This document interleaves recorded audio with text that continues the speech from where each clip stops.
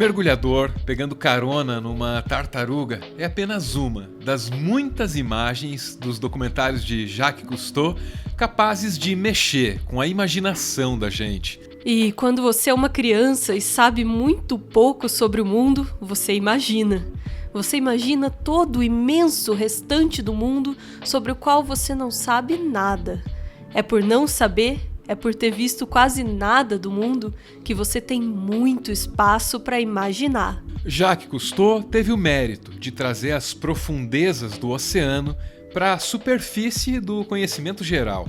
No meio da vasta audiência dos filmes desse oceanógrafo notável, estava uma criança. Uma criança como todas as outras. Uma criança que sabia pouco e, por saber pouco, imaginava muito.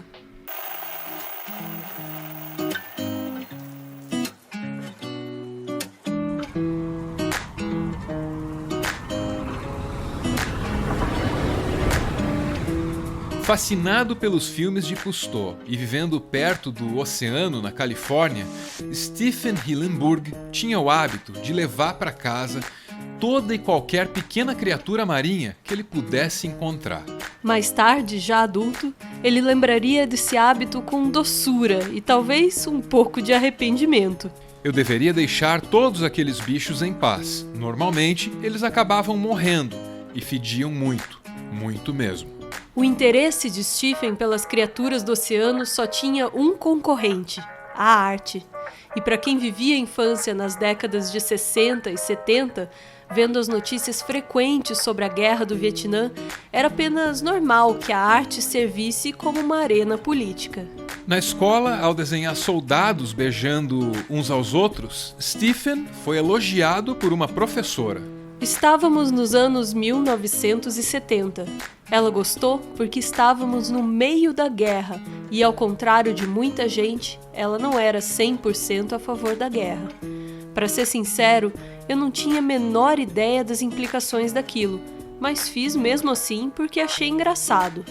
Foi no momento em que ela disse: "Meu Deus, olha só esse desenho", que eu soube que tinha alguma habilidade criativa.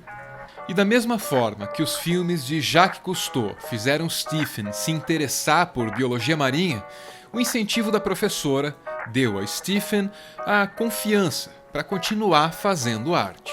Esses dois interesses seriam os ingredientes básicos da obra que ele viria a realizar mais tarde. A história de Stephen Hillenburg é, antes de tudo, um depoimento sobre como nossas infâncias podem definir todo o restante das nossas vidas.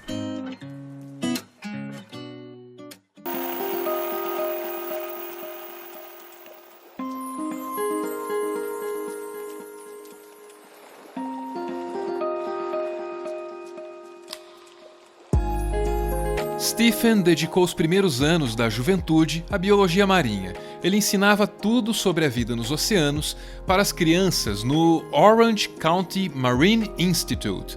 E, nessa função, Stephen teve a iniciativa de produzir o seu próprio material didático. Nasceu assim Intertidal Zone, uma história em quadrinhos que estabelecia as bases daquilo que viria a ser o universo ficcional do Bob Esponja.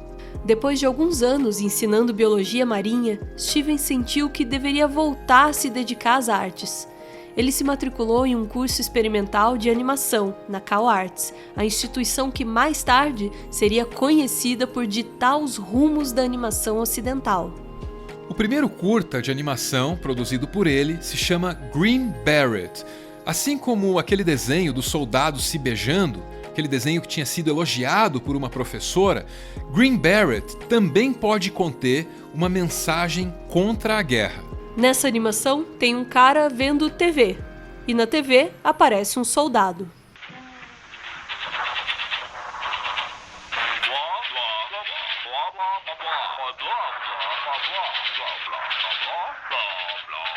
Aí uma garotinha bate na porta para tentar vender biscoitos, só que os punhos dela são enormes.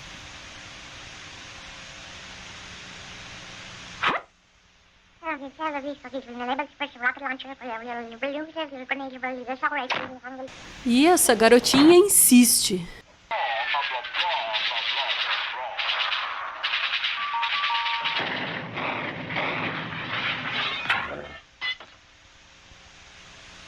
É a insistência dela que acaba destruindo a casa.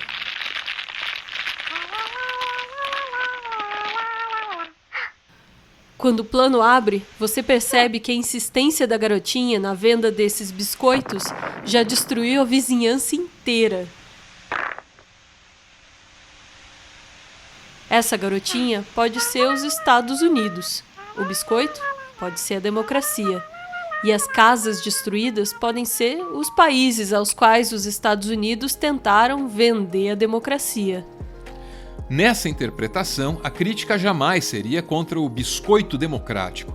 A crítica aqui seria contra a força desmedida, usada por quem tenta vender os biscoitos. Green Beret foi o que garantiu a Stephen um diploma, mas foi Intertidal Zone, o quadrinho feito anos antes, que deu a ele a chance de realizar a obra de uma vida. But what happened was I was working at the Marine Institute right and at that time period animation started booming. Eventually led me to go to CalArts. I ended up going to graduate school for animation. Joe Murray, who created Rocko's Modern Life, saw my films and he asked me if I would like to direct on his show. Martin Olson, who is a writer on the show, he comes into my office and he sees this comic book that I created when I worked at the Marine Institute. It's called The Intertidal Zone. It started me thinking, if I'm going to do a show, I would do it about these invertebrates and these crazy animals that exist in the ocean, and it would be the perfect fusion of the things that I did. It was that moment where I said, maybe I should pursue this, go down this path.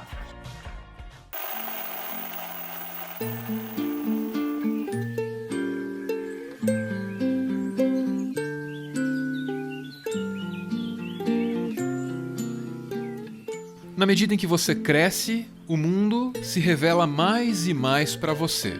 E na medida em que você conhece mais e mais do mundo, sua necessidade de imaginar vai diminuindo.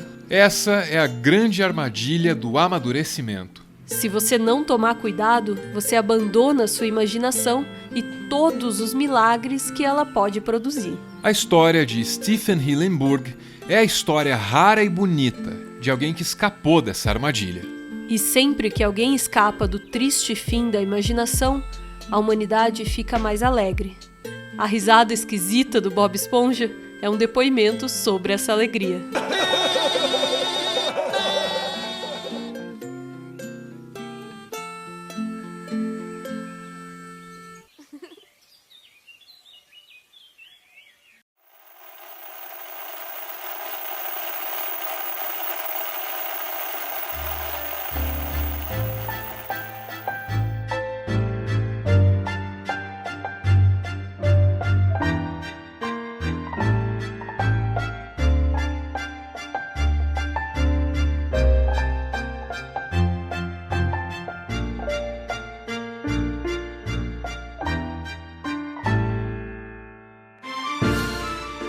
Muito obrigado por ver esse vídeo até o final. Deixa eu confessar uma coisa aí pra você. Eu tô meio chateado comigo porque faz tempo que eu tenho um post-it aqui do meu lado pedindo pro canal falar de Bob Esponja. E eu não consegui atender o pedido, que era simples, não era um pedido difícil de atender. Minha ideia era usar o primeiro episódio da série para falar sobre construção narrativa, juntar com um livro lá do Humberto Eco que chama 6 Passeios pelos Bosques da Ficção e tal. Só que aí o tempo passa, a gente vai fazendo outras coisas que parecem mais urgentes, né? E acaba sendo surpreendido. Vai ver, é assim mesmo, né? A existência tá cheia de prazos. Prazos que não nos são avisados, prazos que não nos são ditos, mas que nos são cobrados mesmo assim. Meu mais sincero pedido de desculpas aí a todos vocês que tinham pedido um vídeo sobre Bob Esponja para nossa série animada. É lá que esse assunto devia ter aparecido pela primeira vez e há muito tempo. Uma pena que tenha sido assim. O Meteoro é mantido graças a uma campanha de financiamento coletivo. Quem participa ouve o nosso podcast e aparece aqui no finalzinho para receber o nosso agradecimento.